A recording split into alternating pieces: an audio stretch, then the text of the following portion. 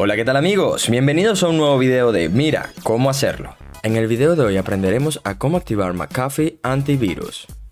Si se trata de pensar en los mejores antivirus de estos días, prácticamente no queda ninguna duda de que uno de los más avanzados es el famoso McAfee. Y es que este es uno de los que más tienen valoración.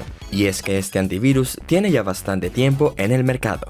Y en cuanto a su funcionamiento, se trata de un antivirus como cualquiera, pero una de sus características principales tiene que ver con otros servicios similares que son bastante buenos, por lo que muchas personas optan por comprar su versión de paga para poder disfrutar de este antivirus al máximo, ya que definitivamente vale la pena. Por lo que si quieres activar y descargar este antivirus, quédate en este video. Comencemos.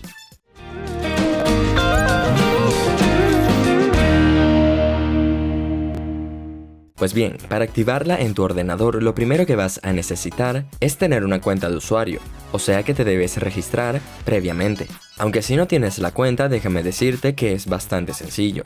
Simplemente ingresas al navegador y una vez aquí escribes McAfee. Ahora entras en el primer enlace y te vienes al apartado de login.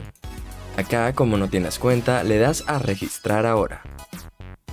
Ahora simplemente completas los requisitos y listo, ya tendrás tu cuenta creada. Ya solo queda descargar la versión gratuita de McAfee en tu ordenador.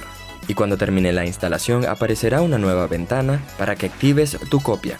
Esa ventana la vas a cerrar. Ahora debes ir a la barra inferior de Windows y en la zona de abajo a la derecha, en la bandeja de iconos, busca el de McAfee. Y cuando entres en el antivirus, debes ir a la sección de comprar, que se encuentra en la columna de la izquierda. Inmediatamente se abrirá otra ventana en la que debes iniciar sesión. Ya solo queda seleccionar una suscripción rellenando los datos de pago y aceptando las condiciones de uso. Y cuando continúes ya tendrás tu versión activada o versión de pago, para que puedas disfrutar de todas las características que este antivirus te ofrece. Y nada más, si el video te sirvió de ayuda, déjalo saber en la caja de comentarios.